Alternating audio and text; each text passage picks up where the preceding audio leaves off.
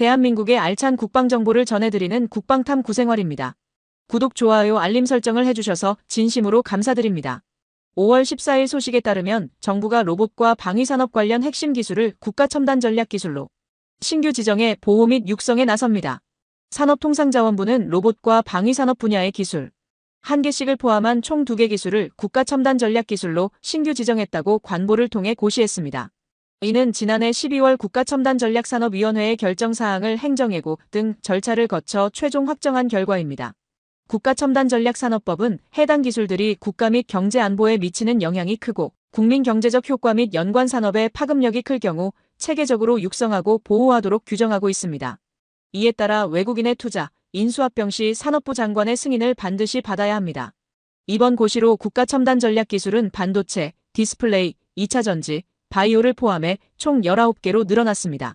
로봇 분야에서는 최고 초속 3.3m 이상으로 이동하고 전신 조작으로 20kg 이상의 물체를 운반할 수 있는 휴머노이드 로봇의 구동기 및 프레임 설계 제조 공정 기술이 지정됐습니다. 산업부는 이 기술을 통해 2027년까지 글로벌 최고 수준의 휴머노이드 기술 경쟁력을 확보한다는 계획입니다.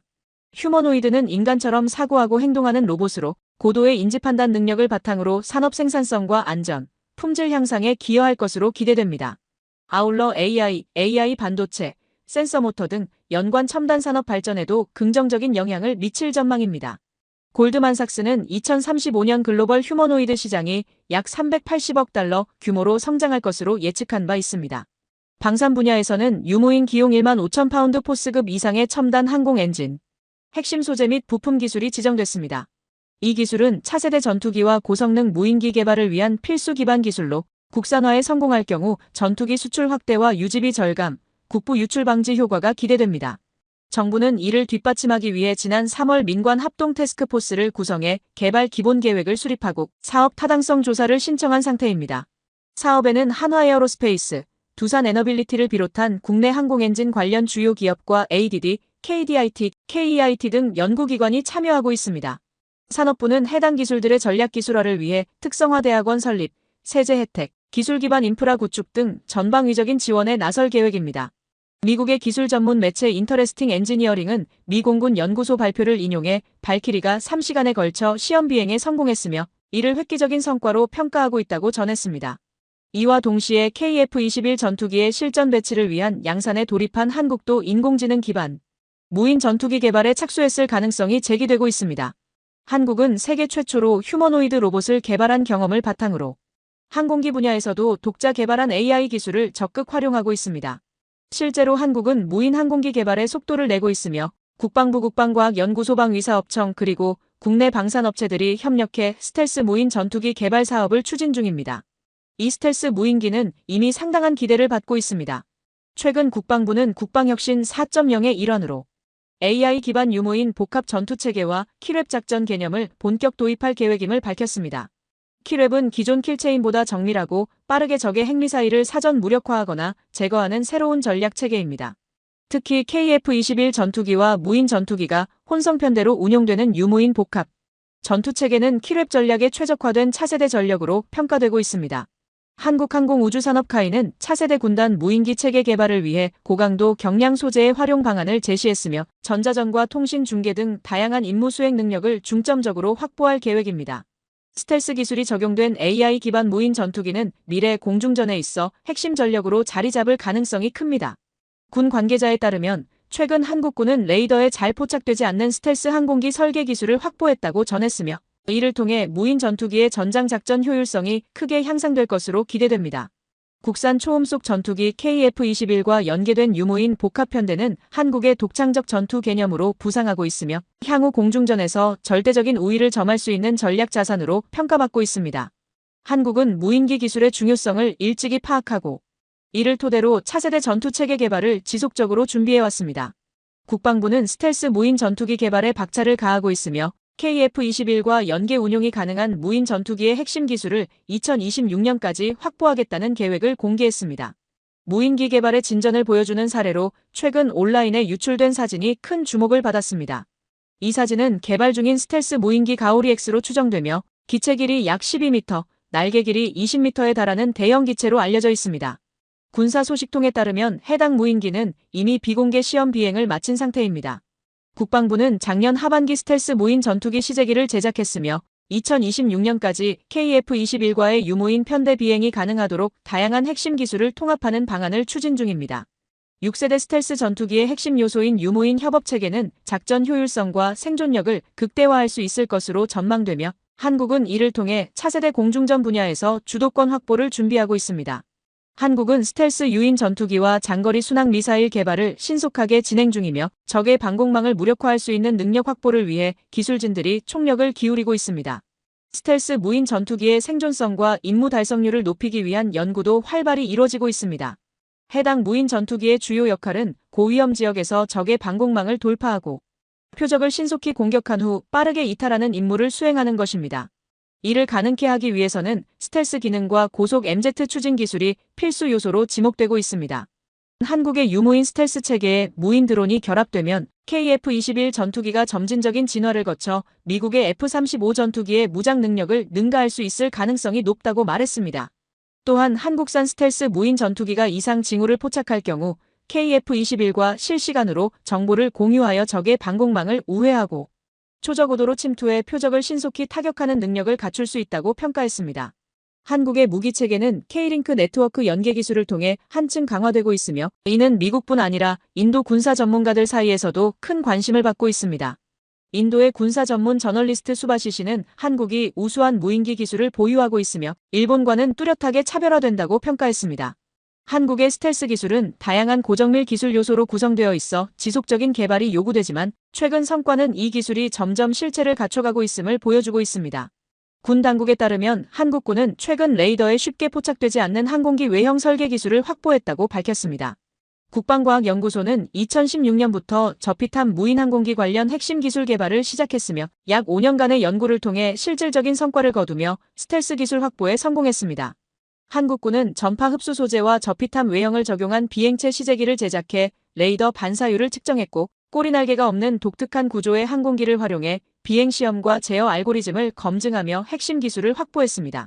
공군은 이 같은 성과를 바탕으로 저피탐 항공기 기술 개발을 선도하겠다는 목표를 세우고 관련 기술의 고도화 연구에 집중할 계획입니다. 한국의 스텔스 기술 개발은 1990년 걸프전 당시 F-117 전폭기의 작전 성공을 계기로 본격화되었습니다. 1999년 이후 스텔스 설계와 소재 연구가 병행되었으며 비교적 짧은 시간 안에 다양한 성과가 축적되었습니다. 국방과학연구소는 수백 종의 유기 및 금속 소재를 활용해 스텔스 성능을 실험했고 레이더 흡수 소재 개발에도 성공을 거두었습니다. 이 기술을 바탕으로 KF-21 전투기의 블록3형부터는 내부 무장창 웨폰 베이를 장착하고 스텔스 절연 재료를 도입해 5세대 전투기로의 진화를 계획하고 있습니다. 한국은 스텔스 기술을 개발하는 동시에 스텔스 항공기를 탐지하고 추적할 수 있는 기술적 대응책 역시 함께 추진하고 있습니다. 국방과학연구소는 저피탐 항공기의 식별 및 추적이 가능한 레이더 기술을 순수 국내 기술로 개발하는 데 성공했습니다. 한화시스템은 2019년 초단파 레이더를 활용해 소형 스텔스 항공기 탐지 기술을 확보했으며 2년 뒤 국방과학연구소는 고출력 및 고정밀 표적 추적 기술을 기반으로 스텔스 항공기 탐지 능력을 완성했습니다. 스텔스 항공기를 탐지하려면 레이더 출력 성능을 향상시키고 미세한 전자파 반사 신호를 잡음 속에서도 정확하게 구분해낼 수 있는 고도화된 기술이 필수적인 요건으로 여겨지고 있습니다.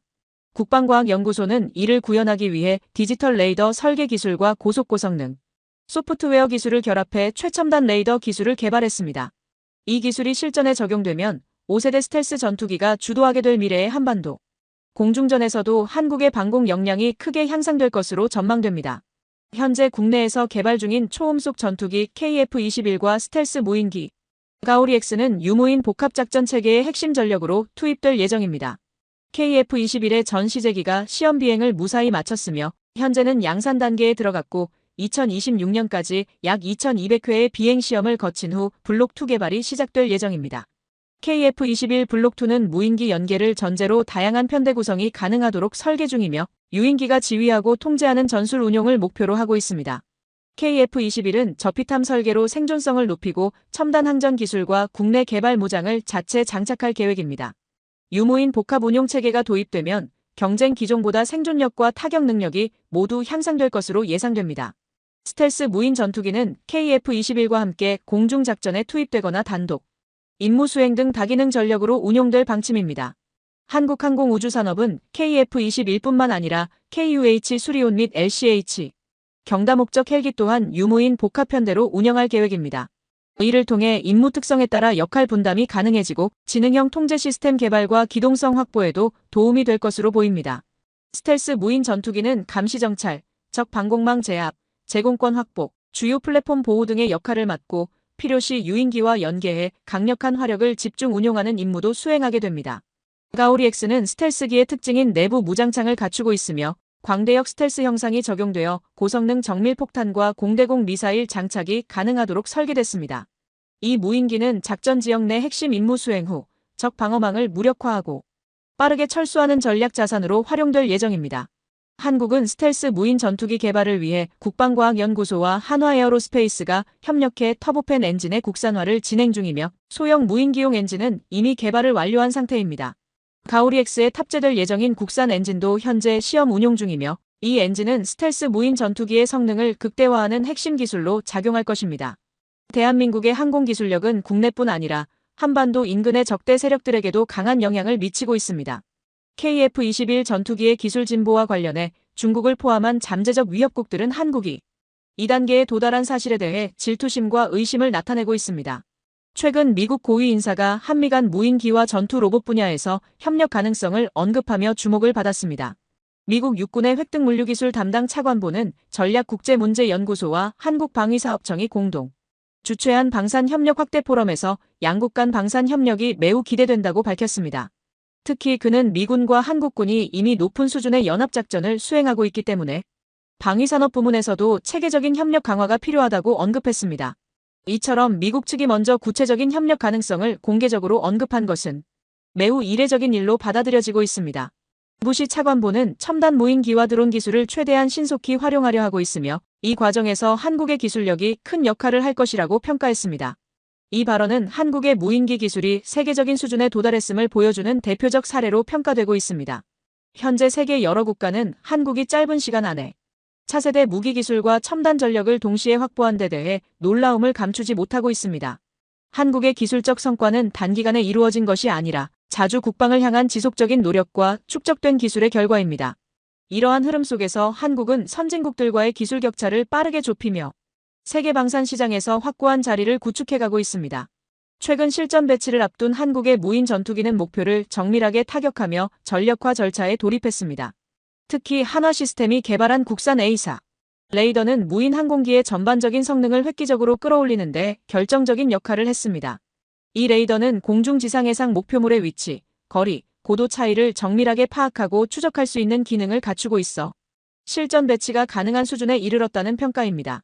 한화 시스템 감시정찰 부문 대표는 A사 레이더가 다양한 표적을 탐지하고 추적하는 성능을 유지하면서도 정밀도 면에서는 세계 최고 수준임을 자신있게 밝혔습니다.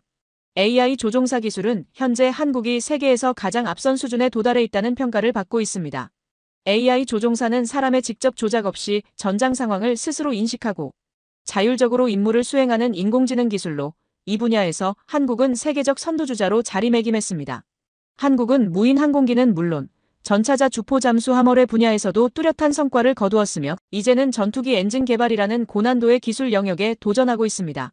항공기 엔진 기술은 전 세계적으로 일부 국가만이 보유한 고급 기술로 한국의 이러한 도전은 방산산업사에 있어 중대한 이정표로 평가받고 있습니다. 최근 한국은 5,500파운드급 터보팬 제트 엔진에 적용될 터빈 블레이드와 엔진 코어의 실증에 성공하며 본격적인 엔진 개발 성과를 달성했습니다. 현재 KF-21 보람의 실전 배치형에는 미국산 F414 엔진이 탑재되어 있으나 한국이 국산 엔진 개발을 완료하면 완전한 자주 국방 체제 구축이 가능해질 것입니다. 이는 단순한 기술 확보를 넘어 한국이 세계 방산 강국으로 도약하는 데 결정적인 토대를 제공할 것으로 전망됩니다. 이러한 성과들은 한국이 글로벌 군사 강국으로 발돋움하는 데 중심적인 역할을 수행하고 있습니다. 현재 한국은 8,000파운드급 항공기 엔진 개발에 전력을 다하고 있으며 곧 1만 파운드 이상급 고출력 엔진 개발에도 착수할 예정입니다. 한국의 기술 발전 속도를 고려할 때 2025년 무렵에는 국산 터보팬 엔진을 탑재한 첫 무인 전투기가 전력화될 가능성이 높다는 관측이 제기되고 있습니다. 현대 전투기에 쓰이는 엔진은 약 70만 개의 초정밀 부품으로 구성되어 있으며 고온 환경에서도 견딜 수 있는 우수한 내열 특성이 필수 조건입니다. 특히 초음속 전투기용 저바이패스 터보팬 엔진 개발은 고도의 기술력이 요구되는 난이도 높은 과제로 알려져 있습니다. 저바이패스 터보팬 엔진은 흡입된 공기의 상당량을 엔진 내부에서 직접 사용하여 높은 추력을 생성하는 방식으로 뛰어난 기동성과 초음속 비행에 적합한 설계를 갖고 있습니다. 그러나 개발 과정에서는 안정성 관련 문제 발생 가능성이 있어 설계 단계에서 높은 정밀도와 복잡한 기술 역량이 필수적입니다. 그럼에도 불구하고 한국의 연구진은 터보팬 엔진 성능을 꾸준히 개선해 나가며 기술적 완성도를 한 단계씩 끌어올리고 있습니다. 한국국방과학연구소와 한화는 KF-21 전투기에 장착될 저바이패스 터보팬 엔진을 함께 개발하고 있으며 이 프로젝트는 대한민국 자주국방 능력을 강화하는 핵심 사업으로 간주되고 있습니다. 한국은 이미 2013년부터 2018년 사이에 스텔스, 무인 정찰기에 적용할 5,500파운드급 터보팬 엔진 개발을 성공적으로 완료한 바 있습니다. 또한 전방 터빈 블레이드 구조를 개선해 압축비를 향상시켰고 소형 엔진 대비 추력 증대에도 성공했습니다. F-16 전투기에 장착된 단일 엔진과 유사한 수준의 성능을 구현했으며 엔진 수명 역시 2,000시간에 도달하는 성과를 기록했습니다. 현재 한국의 항공 엔진 기술은 세계 최상위 수준으로 평가받는 미국제 엔진과 비교하면 아직 차이가 있지만 국산 엔진은 군용 무인 항공기 운용에는 충분한 성능을 갖춘 것으로 판단됩니다. 해외 엔진은 부품 교체나 수리를 위해 외국으로부터 부품을 수입해야 하는 불편함과 비용 부담이 따르지만 국산 엔진은 운용 측면에서 훨씬 효율적이라는 평가를 받고 있습니다. 2025년경에는 대한민국이 독자 개발한 저바이패스 터보팬 엔진을 장착한 꼬리, 날개 없는 스텔스 무인기가 실전 배치되어 자국 영공 방어에 투입될 것으로 예상되고 있습니다. 이는 대한민국이 자주국방을 위한 기술적 토대를 빠르게 갖춰가고 있다는 강력한 증거로 받아들여지고 있습니다. 일부에서는 한국의 엔진 개발 속도가 느리다고 지적하며 미국의 F-35 전투기에 탑재된 28,000파운드급 엔진과 한국의 5,500파운드급 엔진을 비교해 평가절하하려는 시도도 있습니다. 하지만 한국기술진이 군용 제트 엔진 개발에 본격적으로 착수한 지 20년이 채 되지 않았다는 점을 고려하면 지금까지의 성과는 매우 고무적이라는 평가가 나옵니다. 대한민국은 자주국방이라는 국가적 목표 아래 짧은 시간 동안 방위기술을 비약적으로 성장시켜 세계 군사 강국으로 도약할 발판을 마련하고 있습니다. 이는 단순히 미국산 무기를 수입하는 것과는 비교할 수 없는 성과이며 한국 방산의 독립과 기술 자립을 실현해가는 중요한 이정표로 여겨지고 있습니다. 한국이 이뤄낸 이러한 성과의 이면에는 오랜 시간 동안 축적해온 노력과 끈기가 존재하기에 한국의 기술 발전 속도를 느리다고 단정짓기는 어렵습니다. 한국이 본격적으로 전투기용 엔진 개발에 착수한 시점은 2000년대 이후이며 당시에는 국산으로 제작된 T-50 고등훈련기조차 미국산 엔진을 사용할 수밖에 없었습니다. 그러나 현재 한국은 제트 엔진을 국내에서 독자적으로 제작할 수 있는 기술력을 확보한 수준에 도달한 상태입니다. 여러 군사 강국들이 전투기 엔진 개발에 수십 년을 쏟아붓는 동안 대한민국은 그 격차를 빠르게 따라잡고 있습니다.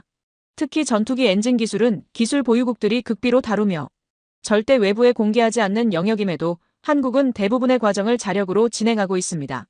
기반이 전무했던 상황에서 불과 20년 만에 엔진 기술 분야에서 두드러진 성과를 달성한 것입니다. 현재 한국은 5,500파운드급 엔진 개발을 완료했으며 8,000파운드급 엔진 개발도 마무리 단계에 있으며 지난해에는 1만 파운드급 엔진 개발도 본격적으로 시작했습니다. 전투기용 엔진 부품의 국산화도 활발히 추진 중이며 단순한 부품 생산을 넘어 핵심 기술 확보를 위해 무인 전투기를 활용한 각종 시험도 병행되고 있습니다. 특히 엔진 실증 시험은 조종사의 생명과 직결되는 고위험 작업이기에 한국은 무인 항공기에 국산 엔진을 탑재해 소형 추력 엔진부터 점진적으로 완성도를 높이는 방향으로 개발을 이어가고 있습니다. 이러한 기술 축적 노력은 실질적인 성과로 이어지고 있습니다. 최근 KF-21 전투기 개발이 원활히 진행 중이며 국산화 역시 빠른 속도로 진척되고 있음이 확인되었습니다. 지상 전력 분야에서도 한국은 확실한 성과를 내고 있습니다. 대한민국 육군의 3세대 전차 전력은 미국과 러시아에 이어 세계 3위 수준으로 평가받고 있으며 자주포 전력은 세계 2위에 올라 한국 방위산업의 경쟁력을 전 세계에 입증하고 있습니다. 특히 자주포는 해외 수출을 통해 세계 자주포 시장의 약 70%를 점유하고 있으며 세계 군사력 4위인 인도도 한국산 K9 자주포를 도입해 운용 중인 점은 한국 방산의 영향력을 보여주는 대표적 사례입니다. 또한 2026년 실전 배치를 앞둔 KF-21 전투기는 지속적으로 엔진 문제를 겪고 있는 중국산 전투기에 비해 월등한 성능을 제공할 것으로 기대되고 있습니다. 중국은 자국의 제-20 전투기 기술을 자랑해왔지만 한국의 KF-21 전투기가 실제로 이륙하고 비행하는 모습을 목격한 이후 상당한 충격을 받은 것으로 전해졌습니다. 중국 관영 매체 인민일보는 한국이 미국의 F-22 랩터 설계도를 유출한 것이 아니냐는 의혹까지 제기하며 부정적인 반응을 보였습니다. 일본 역시 비슷한 입장을 보였고 요미우리 신문은 KF-21의 성공을 인정하기 꺼리는 듯 그 성과를 평가절하하는 태도를 보였습니다. 현재 한국은 KF-21 블록3와 무인 전투기에 적용될 다양한 스텔스 기술 확보에 속도를 내고 있습니다. F-35보다 한 단계 발전된 전자광학 조준 시스템, 웨폰 베이, 스텔스 성능을 향상시키는 메타물질 기술 등 첨단 기술이 활발히 개발 중입니다. KF-21은 초기 설계부터 스텔스 전투기로의 발전을 염두에 두고 개발되었으며 라팔이나 유로파이터와는 달리 F-22와 F-35에 가까운 스텔스 설계 방식을 채택했습니다. 특히 레이더 흡수 구조재를 기체 구조에 통합하여 6세대 전투기 개발을 위한 핵심 기술 기반을 마련하고 있습니다. KF-21에는 국내에서 자체 개발한 다양한 스텔스 관련 기술이 적용되었습니다. 일반적으로 스텔스 성능을 좌우하는 가장 중요한 요소는 외형 설계이지만 실제로는 엔진 블레이드 노출, 리벳 마감, 기존 동체 결합 방식이 더 큰 영향을 미치는 것으로 알려져 있습니다. 이러한 문제를 해결하기 위해 KF-21은 지그재그 형태의 동체 연결 방식을 도입했습니다. 2026년까지는 공중전 능력을 갖춘 KF-21 블록1이 개발될 예정이며 2028년까지는 공대지 무장을 탑재한 블록2가 한국 공군에 실전 배치될 계획입니다. 이후에는 완전한 스텔스 성능을 갖춘 블록3 모델이 단계적으로 개발될 예정입니다. KF-21 블록3는 내부 무장창, 전자광학 표적 추적 장치, 적외선 탐지 시스템 등 다양한 기술을 갖춘 6세대 전투기로 진화할 계획이며 한국은 이미 이에 필요한 핵심 기술을 확보했다고 밝혔습니다. 마지막으로 새로운 소식을 전하며 영상을 마무리하겠습니다. 5월 12일 타임스 오브 이스라엘 소식에 따르면 가자지구 전쟁 종식이 요원한 가운데 미국과 이스라엘 간의 전통적인 밀착 관계에 균열 조짐이 나타나고 있습니다. 특히 미국 국적 인질 석방 문제를 둘러싸고 양국 간 정보 공유가 제대로 이루어지지 않은 것으로 알려졌습니다.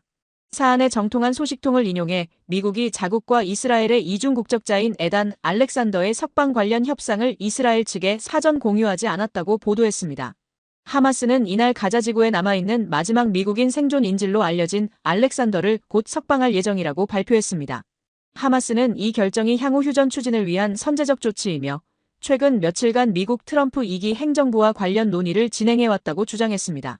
미국은 가자지구 분쟁에서 인질 석방을 최우선 과제로 두고 있으며 트럼프 2기 행정부도 가자에서의 조속한 휴전 및 인도주의적 조치를 지지하고 있는 상황입니다. 반면 이스라엘은 하마스의 군사 역량 완전 해체를 목표로 군사작전을 지속해야 한다는 입장을 고수하고 있습니다. 이런 가운데 TOI는 미국이 하마스와 알렉산더 석방 합의에 이를 때까지 이스라엘의 관련 정보를 전혀 공유하지 않았다고 전했습니다. 이는 사실상 이스라엘을 협상 과정에서 배제했다는 해석도 가능한 대목입니다. 이스라엘은 협상 자체가 진행되고 있다는 사실은 인지하고 있었으나 이는 미국의 공식 공유가 아니라 자체 정보 작전을 통해 파악한 것이었다고 TOI는 보도했습니다. 알렉산더 석방 협상에는 스티브 위트코프 미국 중동 특사가 미국 측 대표로 참여하였으며 하마스 측에서는 고위 당국자인 칼릴 아라야가 협상에 관여한 것으로 알려졌습니다. 이스라엘 총리실은 이날 하마스가 미국에 대한 선의의 표시로 보상이나 조건 없이 알렉산더를 석방하기로 했다고 밝혔습니다. 또한 미국 측은 이 조치가 향후 추가 인질 석방을 위한 협상으로 이어질 수 있다고 이스라엘에 설명한 것으로 전해졌습니다. 이상 지금까지 국방탐구생활 시청해주셔서 감사합니다. 구독, 좋아요, 알림 설정 해두시면 언제나 좋은 소식 전해드리겠습니다. 즐거운 하루 보내세요.